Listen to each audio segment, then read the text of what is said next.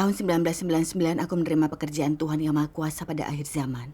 Dan segera mulai melayani sebagai pemimpin. Aku ditangkap untuk pertama kalinya pada bulan Desember 2000. Saat itu tengah hari, aku sedang di rumah memberi makan siang kedua anakku.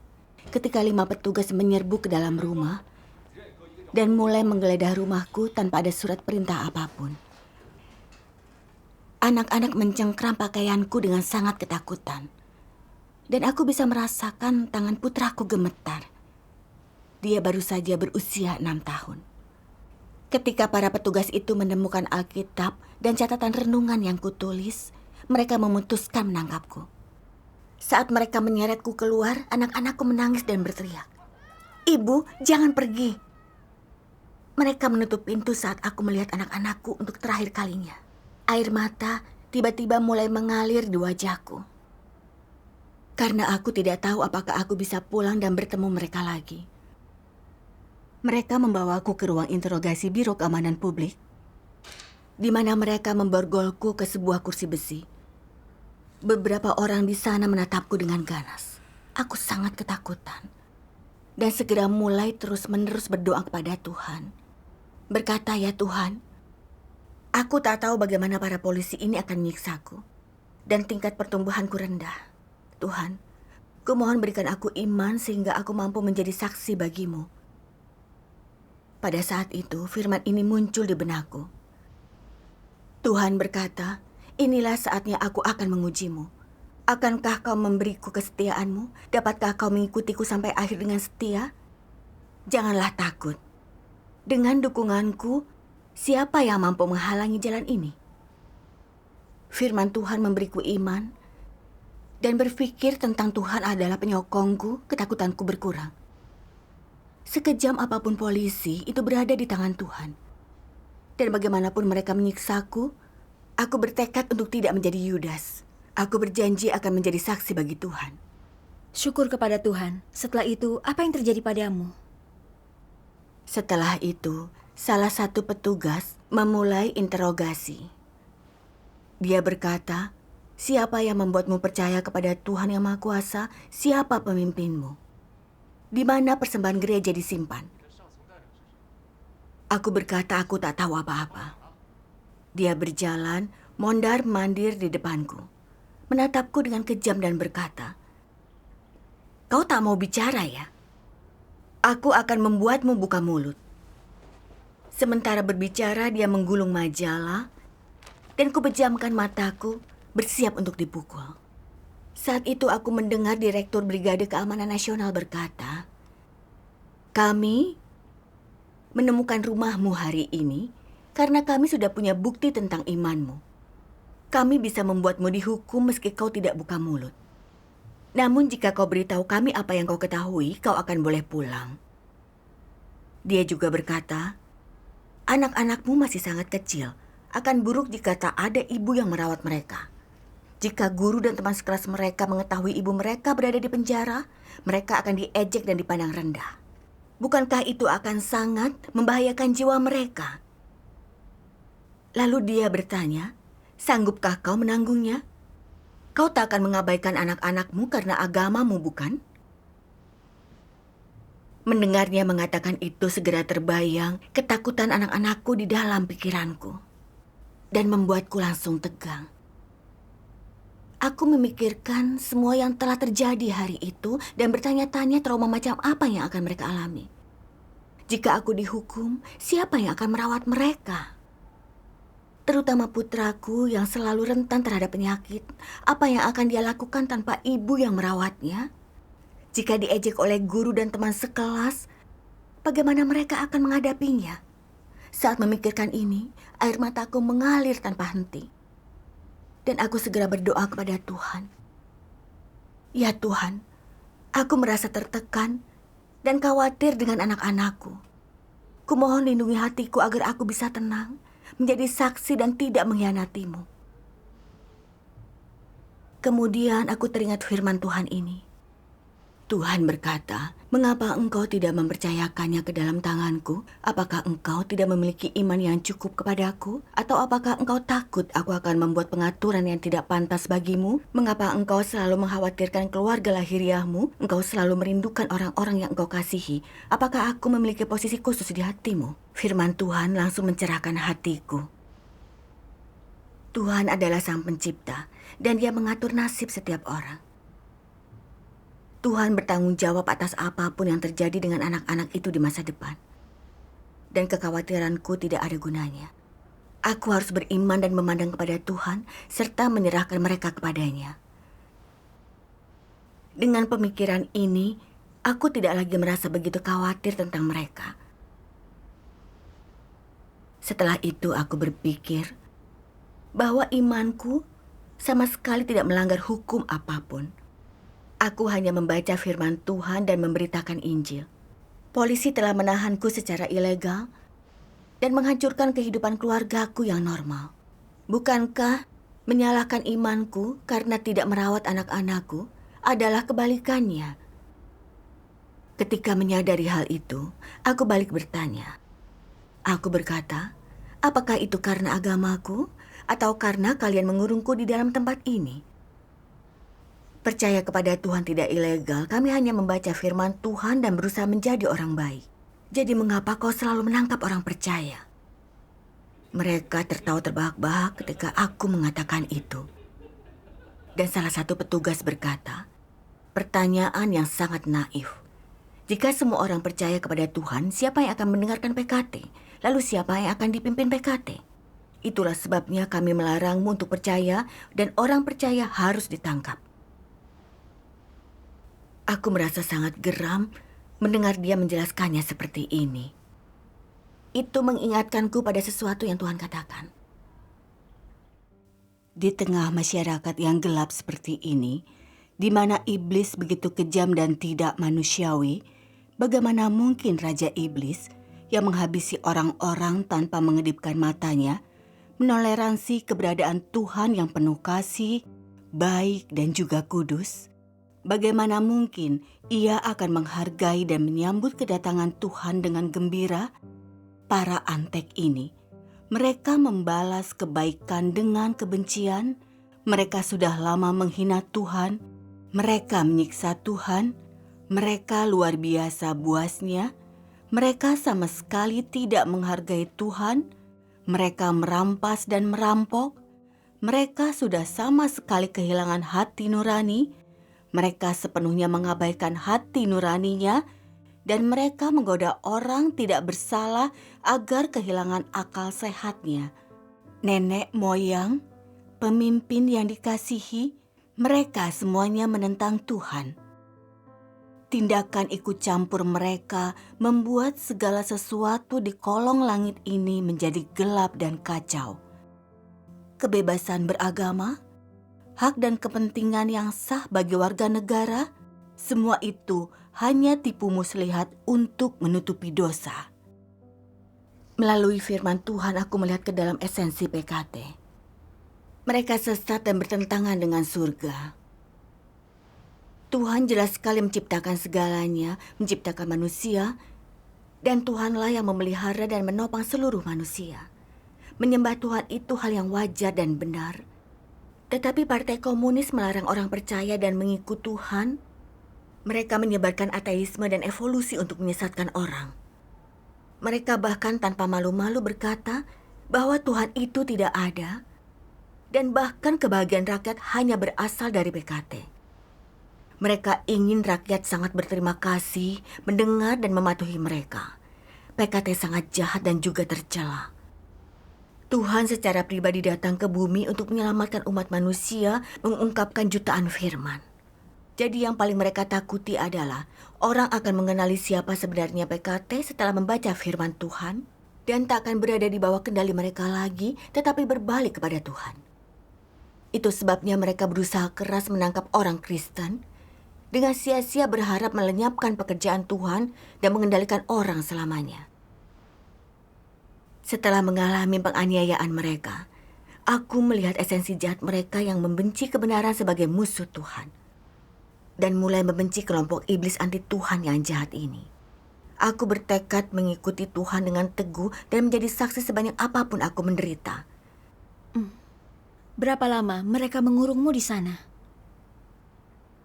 Akhirnya mereka menuduhku melawan penegakan hukum dan mengganggu ketertiban umum dan menahanku selama 18 hari. Selama waktu ini, mereka berusaha membuat orang mengenaliku sebagai pemimpin gereja dan menyuruh suamiku datang untuk memintaku melepaskan imanku. Firman Tuhan membimbingku melihat tipu daya iblis, jadi aku tak tertipu. Kemudian suamiku membebaskanku dengan uang jaminan dengan membayar orang untuk menyelesaikannya. Pada hari pembebasanku, seorang polisi berkata, "Berdasarkan sikapmu saat ini, kau pasti akan terus percaya. Kami akan mengawasimu. Dan kami akan membawamu kembali ke sini saat menemukanmu memberitakan Injil." Agar tidak ditangkap dan bisa menerapkan imanku serta melakukan tugasku, aku berpindah dari rumah ke rumah. Suamiku adalah seorang wakil wali kota pada saat itu. Dan dia kehilangan kesempatan naik pangkat sejak aku ditangkap karena imanku. Kemudian pada bulan April 2007, suatu malam dia pulang dan berkata, beberapa kader akan dipromosikan di kota ini. Kali ini aku tidak mau menyerah. Karena imanmu, aku belum lulus pemeriksaan latar belakang politik dalam beberapa kali terakhir kesempatanku.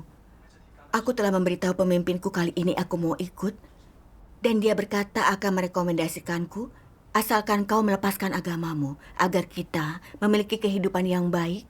Kau hanya perlu berhenti percaya dan kita dapat memberi anak-anak rumah yang aman. Jika kau bersikeras mempertahankan imanmu, kita harus bercerai. Aku tak mau lagi terseret ke dalam masalah ini. Pikirkan baik-baik. Kemudian, dia pergi ke ruangan lainnya.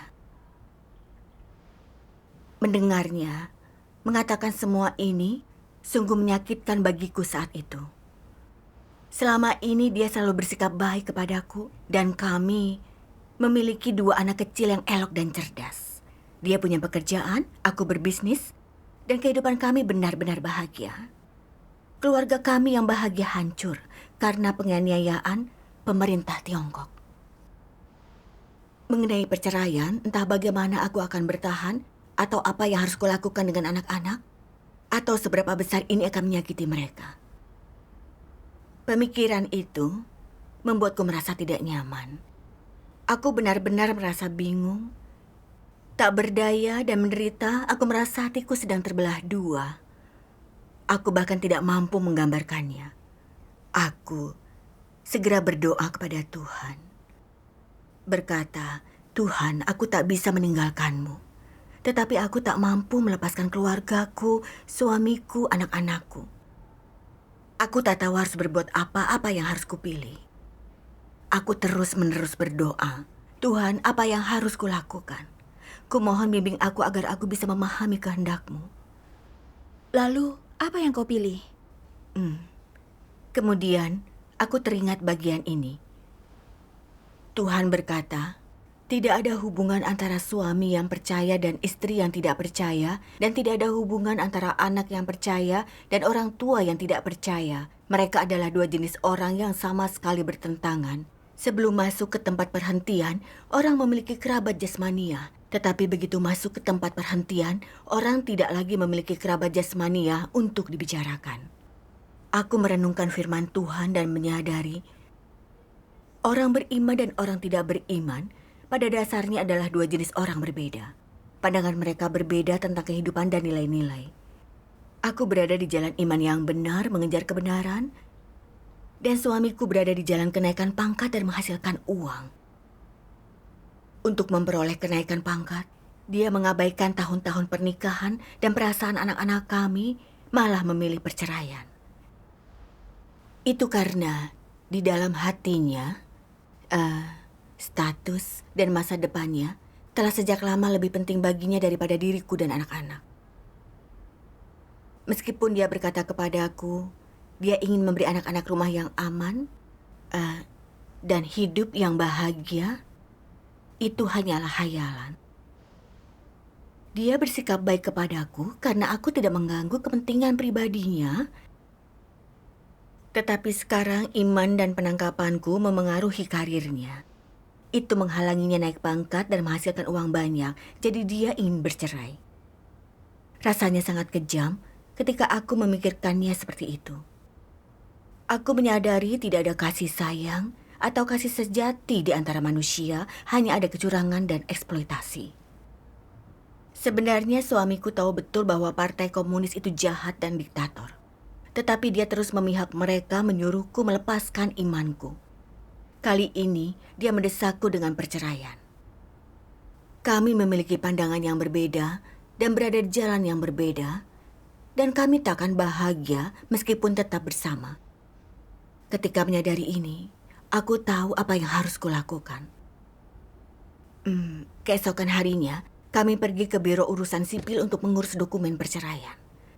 Dan dalam perjalanan dia berkata, "Kau tahu aku tidak mau bercerai, tetapi tak ada pilihan lain. Jaga dirimu baik-baik dan kedua anakmu." Mendengarnya mengatakan hal ini membuatku tiba-tiba menangis. Aku memikirkan semua kesulitan, ejekan, dan diskriminasi yang harus kuhadapi setelah perceraian, dan aku merasa dicekam dengan kepedihan. Aku segera memanjatkan doa, meminta hatiku dilindungi agar tak menyimpang darinya, untuk mampu menjadi saksi. Setelah itu, aku teringat beberapa firman-Nya. Engkau harus menderita kesukaran demi kebenaran, engkau harus menyerahkan diri kepada kebenaran, engkau harus menanggung penghinaan demi kebenaran, dan untuk memperoleh lebih banyak kebenaran, engkau harus mengalami penderitaan yang lebih besar. Inilah yang harus engkau lakukan. Janganlah membuang kebenaran demi kehidupan keluarga yang damai, dan janganlah kehilangan martabat dan integritas hidupmu demi kesenangan sesaat. Engkau harus mengejar segala yang indah dan baik, dan engkau harus mengejar jalan dalam hidup yang lebih bermakna. Jika engkau menjalani kehidupan yang vulgar dan tidak mengejar tujuan apapun, bukankah engkau menyia-nyiakan hidupmu? Apa yang dapat engkau peroleh dari kehidupan semacam itu? Engkau harus meninggalkan seluruh kenikmatan daging demi satu kebenaran, dan jangan membuang seluruh kebenaran demi sedikit kenikmatan. Orang-orang seperti ini tidak memiliki integritas atau martabat. Keberadaan mereka tidak ada artinya. Aku memahami dari firman Tuhan, sebaik apapun kehidupan yang seseorang jalani dalam daging, sebanyak apapun orang yang iri dan mengagumi, semua itu tak ada artinya. Hanya mengejar kebenaran dan melakukan tugas sebagai makhluk ciptaan yang dapat memperoleh perkenanan Tuhan. Hanya inilah kehidupan yang berintegritas dan bermartabat, dan hanya inilah hidup yang bermakna. Memikirkan hal ini benar-benar membebaskan, dan aku menangani proses perceraian itu dengan tenang. Berkat bimbingan firman Tuhan, aku terbebas dari belenggu kasih sayangku dan mampu membuat pilihan yang benar. Syukur kepada Tuhan. Apa yang terjadi selanjutnya? Kemudian pada bulan Mei tahun 2011, saat dalam sebuah pertemuan aku kembali ditangkap. Mereka adalah para petugas yang sama dari 10 tahun sebelumnya. Mereka menemukan KTP-ku dan memanggil namaku lalu berkata, 10 tahun ini, kami sudah sering ke rumahmu tanpa menemukanmu. Dan sekarang kami benar-benar beruntung. Kami takkan membiarkanmu lolos kali ini. Sambil berbicara, mereka memborgol dan memasukkanku ke dalam mobil polisi. Di dalam mobil, aku memikirkan 3 saudari yang telah ditangkap sebelumnya dan disiksa secara kejam oleh polisi selama sebulan penuh. Salah satu dari mereka mengalami luka permanen pada lengan kirinya karena saudari itu sudah terlalu lama digantung. Memikirkan hal itu membuat jantungku berdegup kencang. Aku takut akan dipukuli sampai mati atau cacat. Aku segera berseru kepada Tuhan dalam hatiku. Berkata, Tuhan, Engkau mengizinkanku kembali ditangkap hari ini. Dan aku mau tunduk pada pengaturanmu. Tetapi tingkat pertumbuhanku rendah dan dagingku lemah. Kumohon lindungi dan bimbing aku melewati pengalaman ini. Tuhan, aku mau menyerahkan nyawaku. Aku tak akan menjadi Yudas dan mengkhianatimu. Aku akan menjadi saksi bagimu. Setelah berdoa, aku teringat firman Tuhan. Tuhan berkata, "Engkau tahu bahwa segala sesuatu di lingkungan sekitarmu berada di sana atas seizinku, semuanya diatur olehku. Lihatlah dengan jelas dan puaskanlah hatiku di lingkungan yang telah kuberikan kepadamu. Jangan takut, Tuhan yang Maha Kuasa atas alam semesta pasti akan menyertaimu. Dia berdiri di belakang engkau semua dan dia adalah perisaimu." Dari bagian ini aku memahami. Hidup dan matiku berada di tangan Tuhan, dan tanpa seizin Tuhan, mereka tidak bisa mengambil nyawaku. Sekejam apapun iblis, dia tetap tunduk pada pengaturan Tuhan, dan dia tidak pernah mampu melampaui otoritas Tuhan. Aku teringat Ayub yang menjalani ujiannya. Tuhan tidak membiarkan iblis membahayakan hidup Ayub, dan iblis tidak bisa menentang apa yang Tuhan katakan. Hal ini memberiku kedamaian di hati dan iman untuk menghadapi apa yang ada di depan. Aku berjanji kepada Tuhan, sebanyak apapun aku menderita atau apapun yang terjadi, aku akan menjadi saksi dan mengikutmu selamanya. Kemudian Kepala Brigade Keamanan Nasional itu mulai menginterogasiku. Dia berkata, "Ini adalah kasus besar dan penting bagi kota kita saat ini. Kau pernah ditangkap pada tahun 2001 dan seseorang melaporkan bahwa kau sedang mengabarkan Injil pada tahun 2009. Beberapa upaya penangkapanmu gagal. Kali ini kami menangkap basah dirimu di sebuah pertemuan, jadi meskipun kau tidak buka mulut, kami tetap bisa menghukummu 7 hingga 10 tahun. Setelah kau dihukum, anak-anakmu tidak akan diterima di perguruan tinggi dan tak akan bisa menjadi pegawai negeri. Dan mereka akan dicaci maki oleh semua orang karena punya ibu sepertimu. Kau akan dipersalahkan karena merusak masa depan mereka. Mereka akan membencimu seumur hidup." Lalu dia berkata, "Kalau kau tak memikirkan dirimu, pikirkanlah masa depan anak-anakmu. Jika kau bekerja sama dengan kami dan memberi kami informasi mengenai siapa atasanmu dan menyerahkan uang gereja, kami akan membebaskanmu." Mendengarnya mengatakan itu membuatku merasa sangat muak. Partai Komunis akan menghalalkan segala cara untuk menganiaya orang Kristen, bahkan menghalangi anak-anak mereka masuk ke universitas. Mereka menggunakan taktik tercela untuk merampas pendidikan anak-anakku, untuk memaksaku mengkhianati gereja dan Tuhan. Dan kemudian berkata bahwa imankulah yang merusak prospek masa depan mereka. Itu sama sekali terbalik. Partai Komunis memang sangat jahat. Mereka akan menghalalkan segala cara untuk menghancurkan pekerjaan Tuhan dan menghalangi orang berbalik kepada Tuhan. Perkataan mereka madu, perbuatan mereka racun. Menyadari hal ini, aku tahu aku tak boleh masuk perangkap mereka, tetapi harus menjadi saksi bagi Tuhan. Mereka menginterogasiku hingga lewat pukul 2 pagi. Dan melihatku bungkam, mereka mengirimku ke pusat penahanan. Seorang petugas berkata, "Kali ini kau akan dihukum dan dipenjara." Di pusat penahanan, mereka mengurungku bersama para pembunuh, pedagang manusia, pelacur, dan juga para penipu. Aku sengsara dan merasa sangat tertekan. Dan di sana, gelap dan lembab dengan bau busuk sepanjang waktu. Di lingkungan itu, rematik dan penyakit jantung rematikku menjadi makin parah. Dan setiap sendi terasa sakit sekali. Aku berjaga selama 2 jam setiap malam. Setelah berdiri beberapa saat, jantungku berdebar-debar dan dadaku sesak.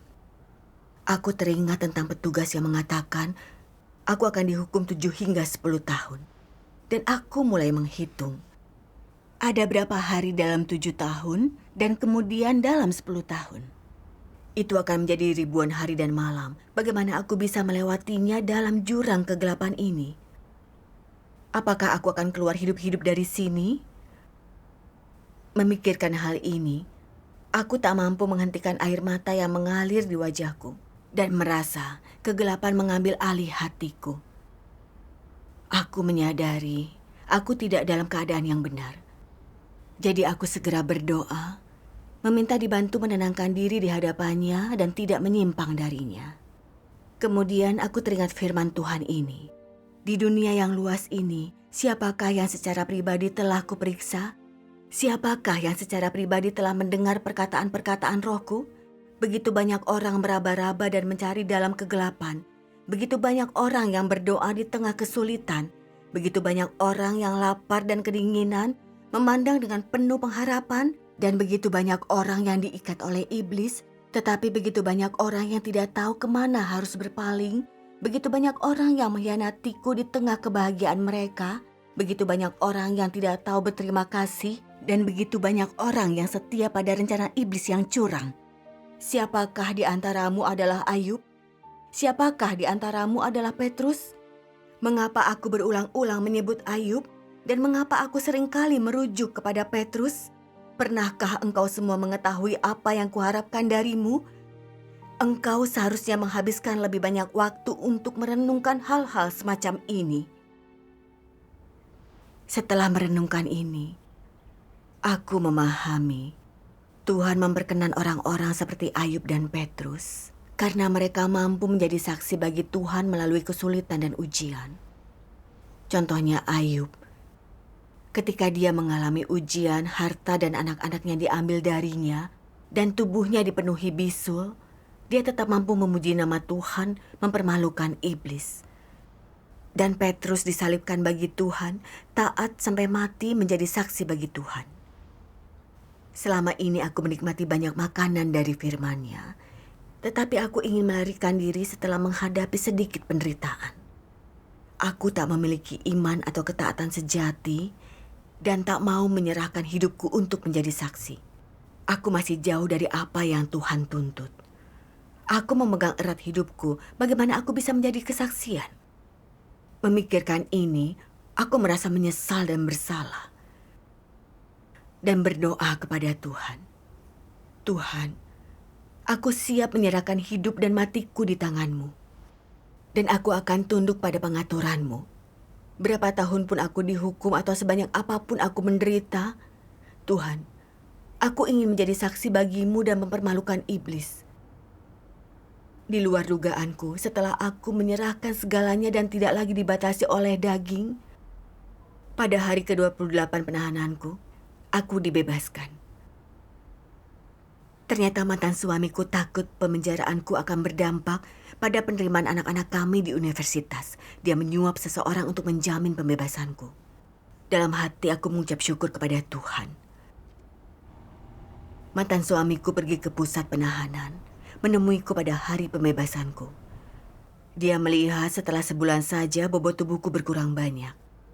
Dan dia bertanya kepadaku, "Baru sebulan saja kau sudah menjadi sangat kurus. Pasti kau akan mati jika ditahan beberapa tahun.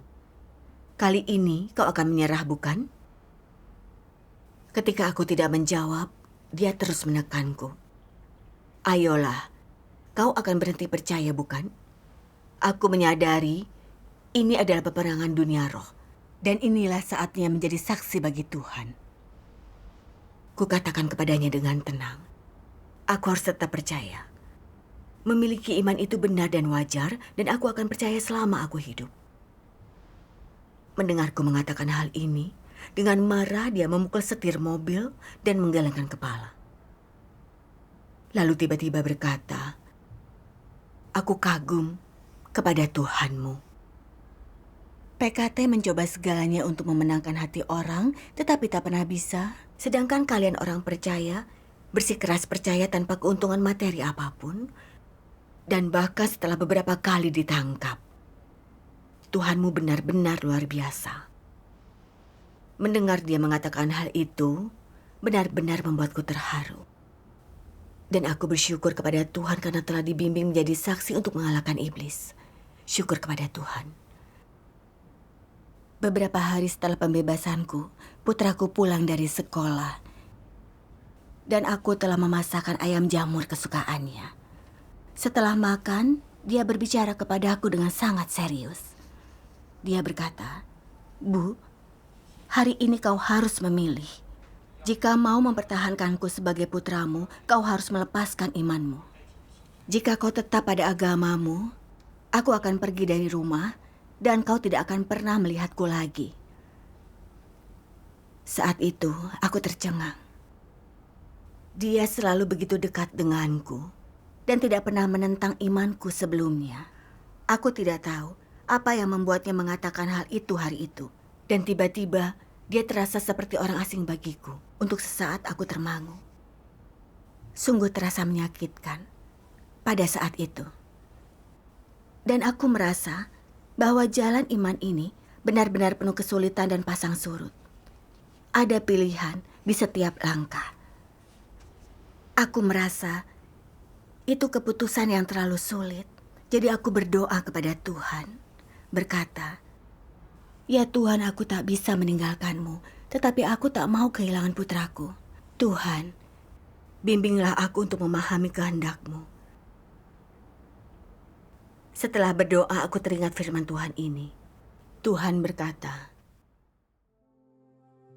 "Dalam setiap langkah pekerjaan yang Tuhan lakukan di dalam diri manusia, dari luar pekerjaan itu terlihat seperti interaksi antara manusia, seolah-olah lahir karena pengaturan manusia atau dari campur tangan manusia. Namun di balik layar, setiap langkah pekerjaan dan semua yang terjadi adalah pertaruhan yang iblis buat di hadapan Tuhan dan menuntut orang-orang untuk berdiri teguh dalam kesaksian mereka bagi Tuhan. Misalnya ketika Ayub diuji, di balik layar, iblis bertaruh dengan Tuhan dan yang terjadi kepada Ayub adalah perbuatan manusia dan campur tangan manusia. Di balik setiap langkah pekerjaan yang Tuhan lakukan di dalam dirimu adalah pertaruhan antara iblis dengan Tuhan.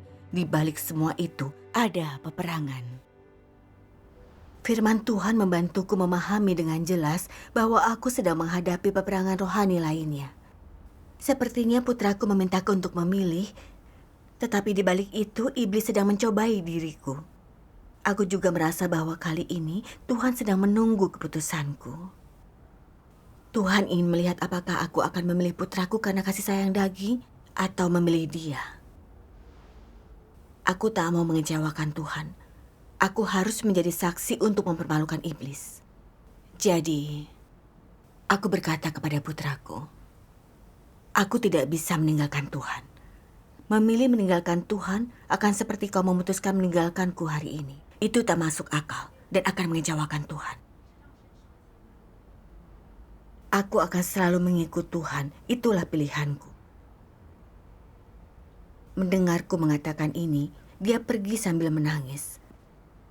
Aku juga merasa bingung saat itu, tetapi aku tahu aku telah membuat pilihan yang benar.